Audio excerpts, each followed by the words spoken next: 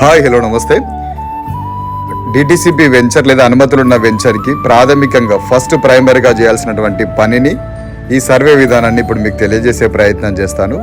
ఎలాంటి స్థలమైనా ఎలాంటి పొడవు వెడల్పులు కలిగినటువంటి భూమైనా మొదట ఒక వెంచర్ వేయాలి అన్నప్పుడు 2 పరికరాల ద్వారా స్థలం యొక్క కొలతలు తీసుకోవచ్చు. ఒకటి ఎలక్ట్రానిక్ టోటల్ స్టేషన్ ఈటీఎస్ అంటారు, రెండోది DGPS. ఈ 2 పరికరాల ద్వారా ఈ 2 ఎక్విప్మెంట్స్ ఉపయోగించి కొలత అనేది చేయడం జరుగుతుంది. నేను ఉపయోగిస్తున్నటువంటిది ఈ ట్రైప్యాడ్ మీద ఉన్నటువంటిది ఈటీఎస్ లైకా కంపెనీకి సంబంధించిన టోటల్ స్టేషన్. ఇక స్థలం యొక్క 8 ఎకరాల స్థలం మొత్తం కొలత చేసి తను ఆ యొక్క స్థలం యొక్క యజమాని 3 ఎకరాలు పక్కకు పెట్టాలి, 5 ఎకరాల్లో మాత్రమే మనం డిటిసిపి వెంచర్కి వెళదామని తను మాకు చెప్పాడు.